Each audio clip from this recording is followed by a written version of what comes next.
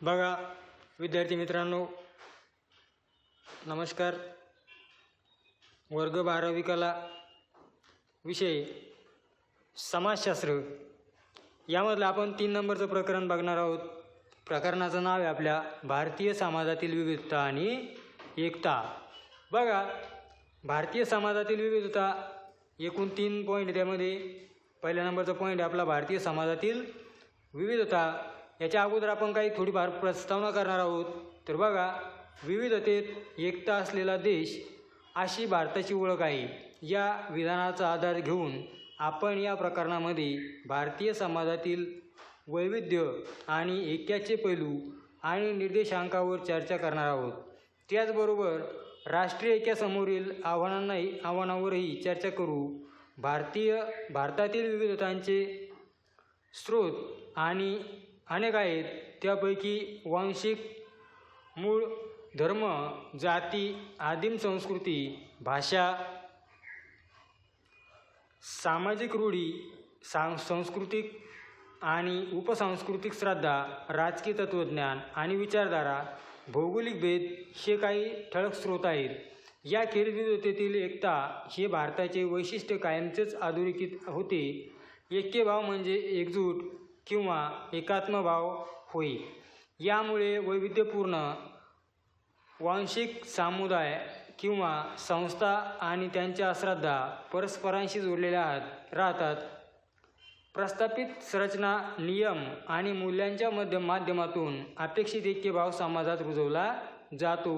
विविधतेत एकता या संज्ञेतून वैविध्याखेरीज एकात्मभाव असा अर्थ प्रतीत होतो. विविधतेत एकता हे सूत्र सामाजिक बांधणी, जात, लिंगभाव, पंथ, संस्कृती आणि धार्मिक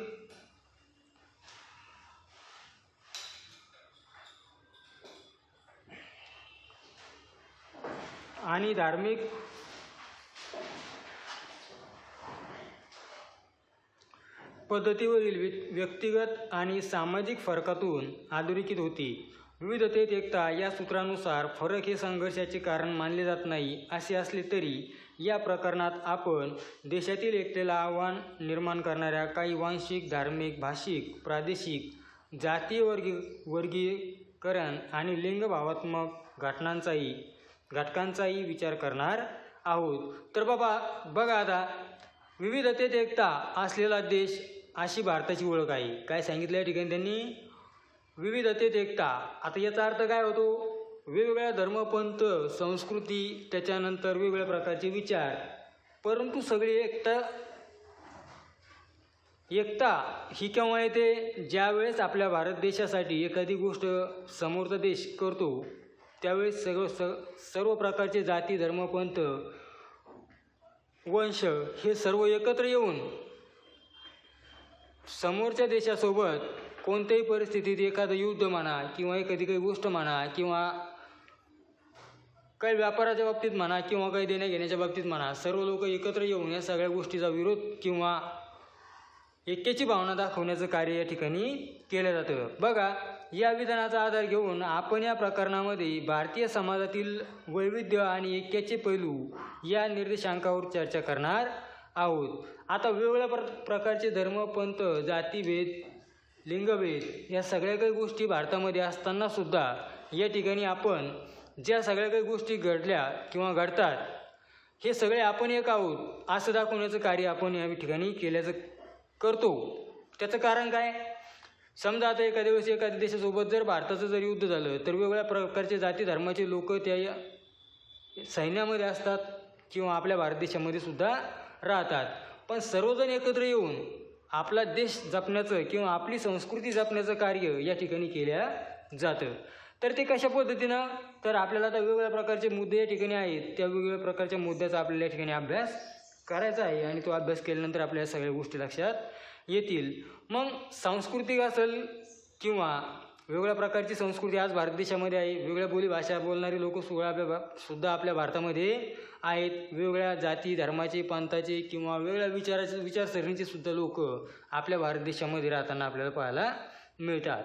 या सगळ्या गोष्टी असताना सुद्धा आपण शेवटी ज्यावेळेस भारत हे नाव येतं त्यावेळेस आपण सर्व लोक एकत्र येण्याचं कार्य या ठिकाणी करतो किंवा आपला देश म्हणून आपण हे सगळं जोपासण्याचं कार्य करतो किंवा आपल्याला त्या गोष्टीचा अभिमान आहे की आपण भारताचे नागरिक आहोत किंवा भारतासारख्या देशात वेगवेगळ्या प्रकारच्या संस्कृती, वेगवेगळ्या प्रकारचे जाती धर्म असतानासुद्धा लोक सर्व एकत्र पद्धतीने जीवन जगण्याचं कार्य करताना आपल्याला ठिकाणी पाहायला मिळतात. त्याच पद्धतीने आपला 1 नंबरचा पॉईंट आहे मित्रांनो, भारतीय समाजातील विविधता. आता याचा अभ्यास आपल्याला ठिकाणी करायचा आहे. त्या ठिकाणी बघा, भारतीय समाजात अनेक प्रकारचे वैविध्य आढळून येते. शब्दकोशानुसार वैविध्य म्हणजे विभिन्नता किंवा फरक होय.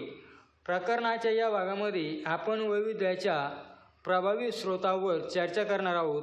यामध्ये भारतीय समाजातील वंश, धर्म, भाषा, प्रदेश, जात, वर्ग आणि लिंगभाव या स्रोतांचा समावेश होतो. बघा काय सांगितलं या ठिकाणी त्यांनी, भारतीय समाजात अनेक प्रकारचे वैविध्य. आता वैविध्य म्हणजे काय? विभिन्नता किंवा फरक, वेगवेगळ्या पद्धतीचा फरक असताना म्हणजेच वैविध्य असा शब्द उच्चार त्या गोष्टीचा केला जातो.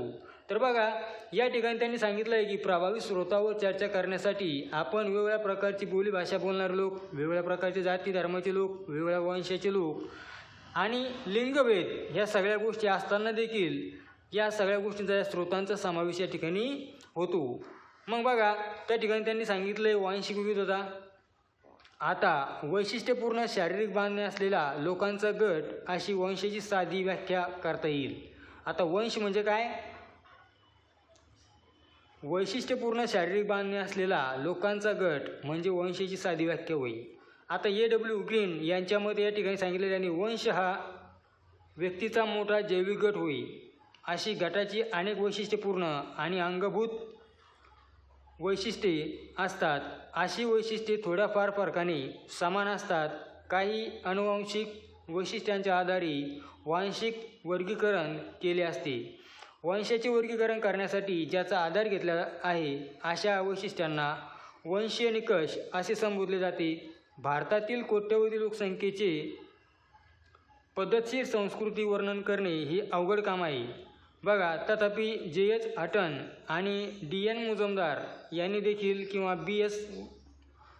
यांच्या मते यांसारख्या अनेक मानवशास्त्रज्ञांनी भारतीय लोकसंख्येचे वंशावर आधारित वर्गीकरण केले आहे. यापैकी B.S. यांनी सांगितले केलेले वर्गीकरण पाहूयात. त्यामध्ये बघा वांशिक वर्गीकरण कशा पद्धतीने होते तर नेग्रिटो, त्याच्यानंतर प्रोटो ऑस्ट्रोलाइट, मंगोलाइट, त्याच्यानंतर मेडिटेरियन किंवा द्रविडियन, वेस्टर्न ब्राचिसेफल, त्याच्यानंतर नॉर्डॉइक इत्यादी प्रकारचं वर्गीकरण आहे. म्हणजे आता हे काय सर्व ह्या जाती आहेत. कशा धर्मपंथाचे लोक या भारतामध्ये राहतात या सर्व प्रकारच्या जाती या ठिकाणी आपल्याला सांगितलेल्या आहेत. त्याच्यामध्ये आता नेग्रिटो, प्रोटो ऑस्ट्रोलाइट, त्याच्यानंतर मंगोलाइट, मेडिटेरियन किंवा द्रविडियन, वेस्टर्न ब्राचिसेफल आणि नॉर्डॉइक इत्यादी प्रकारच्या ह्या सगळ्या गोष्टींची माहिती अभ्यासकांनी अलीकडेच नोंदवलेल्या निरीक्षणानुसार जगभरात कुठेही शुद्ध वंशगट नाही. पुरातन वंशगट संमिश्र आहेत. स्थळ काळाच्या मर्यादा ओलांडून झालेल्या स्थलांतरामुळे वर नमूद केलेल्या वंशामध्ये संमिश्रता आली आहे. यामुळे भारतीयांमध्ये वंश आधारित बहुजिन्सीपणाचे प्रमाण प्रचंड आहे. अशा प्रकारे आज मानवजातीचे वंश आधारित वर्गीकरण केलेले असले तरी जातीतील त्यांच्यातील भेद जाणून घेण्याचे आधार मात्र मर्यादित नाहीत. म्हणजेच आता केवळ बाह्य शारीरिक बांधा हा एकमेव निकष वापरला जात नाही. वैज्ञानिक तंत्रज्ञानाच्या वापरामुळे शारीरिक वैशिष्ट्यांचा जैविक आणि DNA या पद्धतीने अभ्यास करता येतो. असा अभ्यास वैध आणि विश्वसनीय असतो. बघा वांशिक विविधता यामध्ये त्यांनी सांगितलं वेगवेगळ्या प्रकारच्या जाती धर्म होते किंवा वेगवेगळ्या प्रकारच्या जाती ह्या भारत देशामध्ये सुरुवातीला होत्या. काही स्थानिक होत्या तर काही बाहेरचे लोक या भारतामध्ये येऊन भारताची संस्कृती त्यांना आवडली. त्यावेळेस हे लोक याच ठिकाणी येऊन स्थायिक झाले. मग स्थायिक झाल्यानंतर वेगवेगळ्या प्रकारच्या जाती, बोलीभाषा बोलणारे लोक किंवा वेगवेगळ्या प्रकारचे संस्कृतीचे लोक हे भारतामध्ये एकत्र येऊन भारतीय संस्कृती चांगल्या प्रकारची आहे किंवा त्यांना आवडली म्हणून हे लोक काय करू लागले, भारतामध्ये येऊन स्थलांतर किंवा राहू लागले आणि राहत असताना या सगळ्याची गोष्टीची जोपासना या लोकांनी केल्याचं आपल्याला पाहायला मिळतं. म्हणून जाती धर्मामध्ये या ठिकाणी बऱ्याच गोष्टीची विभिन्नता आपल्याला ठिकाणी पाहायला मिळते. तरीसुद्धा झालेली असल्या तरी आपण आज सर्व प्रकारचे एकच आहोत किंवा सर्व जाती धर्माचे असताना देखील आपण एक भारतीय आहोत. सुरुवातीला आपण काय म्हणतो, आपण एक भारतीय आहोत. म्हणून आपण भारताची संस्कृती जोपासण्याचं कार्य या ठिकाणी करताना आपण बघत आहोत. मग आता हे सगळं जे काही ओळखायचं आहे तर हे DNA चाचणी किंवा जैविक चाचणी या 2 पद्धतीच्या चाचण्या केल्यानंतरच कळते आपल्याला की आपला रक्तगट कशा पद्धतीचा आहे किंवा आपण कोणत्या वंशाचे आहोत किंवा कोणत्या जातीपातीचे आहोत. ही सगळी काही परंपरा आपल्याला ठिकाणी वेगवेगळ्या पद्धतीनं अभ्यासायची आहे. त्यामध्ये बघा धार्मिक विविधता यामध्ये सांगितलं त्यांनी, धर्मसंस्था जगभरात सर्वत्र आढळते. भूतकाळ आणि वर्तमान काळातील सर्व समाजाचे धर्मसंस्थेचे अस्तित्व आहे. धार्मिक मतप्रणालीचा आर्थिक उपक्रम, राजकीय चळवळी, सामाजिक श्रेणी आणि सांस्कृतिक भेद यावर प्रभाव असतो. धर्म हा भारतीय समाजातील विविधतेचा महत्त्वपूर्ण पैलू आहे. भारत हा बहुधर्मीय आणि बहुसांस्कृतिक देश असला तरी संविधानातील धर्मनिरपेक्षतेच्या तत्वामुळे समाजाची धर्मनिरपेक्ष वीण जपली जाते. भारत हा असा देश आहे जेथे आदिम समाजाचा आत्मवाद आणि निसर्गवाद, हिंदू धर्म, जैन धर्म आणि बौद्ध धर्म या धर्माचे येथे उगम झाला आणि भरभराटही झाली. नंतरच्या काळात ख्रिस्ती धर्म, इस्लाम, पारशी आणि शीख धर्माचा प्रभावही आढळतो. यापैकी प्रत्येक धर्माच्या मूलभूत कल्पना आणि श्रद्धा भिन्न आहेत, तरी हे धर्म भारतीय समाजात एकोप्याने नांदतात. आता बघा धर्मसंस्था जगभरात काय सांगितलं आहे, धार्मिक विविधता धर्मसंस्था जगभरात सर्वत्र आढळते. त्याच्यानंतर बघा भूतकाळ आणि वर्तमान काळातील सर्व समाजामध्ये धर्मसंस्थेचे अस्तित्व आहे. धार्मिक मतप्रणालीचा आर्थिक उपक्रम, राजकीय चळवळी, सामाजिक श्रेणी आणि सांस्कृतिक भेद यावर प्रभाव असतो. धर्म हा भारतीय समाजातील बहुविधतेचा एक महत्त्वपूर्ण पैलू आहे. आता मग जात, वंश, धर्म, परंपरा या सगळ्या गोष्टीचा अभ्यास आपण या ठिकाणी करत आहोत. त्या ठिकाणी त्यांनी सांगितले की धर्माचा आणि जातीचा खऱ्या अर्थानं राजकीय जी चळवळ आहे यामध्ये सामाजिक श्रेणी आणि सांस्कृतिक भेद या गोष्टीचा प्रभावसुद्धा, जाती धर्माचा प्रभाव आपल्याला राजकीय परिस्थितीमध्ये फार मोठ्या प्रमाणावर पाहायला मिळतो. जसं की एखाद्या धर्मावर किंवा एखाद्या जातीपातीवर जर अन्याय झाला असेल तर त्या जातीपातीचे लोक सर्व प्रकारचे एकत्र येऊन त्या विरोधात लढा देत असताना आपल्याला पाहायला मिळतात. मग अशाच पद्धतीनं बहुधर्मीय किंवा बहुसांस्कृतिक देश असला तरीसुद्धा संविधानातील जे काही धर्मनिरपेक्षता आहे त्या तत्वाच्या आधारे समाजाचे धर्मनिरपेक्ष वीण या ठिकाणी जपल्या जातं. त्याच्यानंतर भारत हा असा एक देश आहे की येथे आदिवासी समाजाचा आत्मवाद आणि निसर्गवाद, हिंदू धर्म, जैन धर्म आणि बौद्ध धर्म, सुरुवातीच्या काळामध्ये बघा हिंदू धर्म, जैन धर्म आणि बौद्ध धर्म या 3 धर्माचा या ठिकाणी उगम झाला. त्याच्यानंतर बघा त्यांची भरभराटीसुद्धा चांगल्या पद्धतीने झाल्याचं आपल्याला पाहायला मिळतं.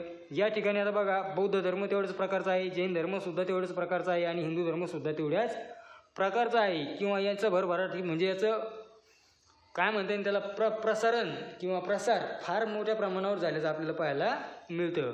त्याच्यानंतर बघा या ठिकाणी त्याच्यानंतरच्या काळामध्ये किंवा काही काळानंतर ख्रिस्ती धर्म म्हणजे ख्रिश्चन धर्म, त्याच्यानंतर मुस्लिम धर्म आणि पारशी आणि शीख धर्म याचाही प्रभाव फार मोठ्या प्रमाणावर आपल्याला पाहायला मिळतो.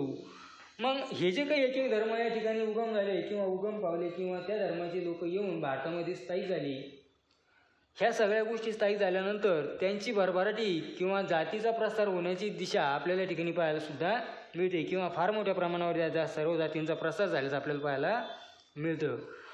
किंवा हे सगळे लोक इतकं असताना सुद्धा एकत्र येऊन भारत देश जपण्याचं किंवा भारतीय संस्कृती जोपासण्याचं काम जोपासण्याचं कार्य करताना आपल्याला या ठिकाणी पाहायला मिळतात.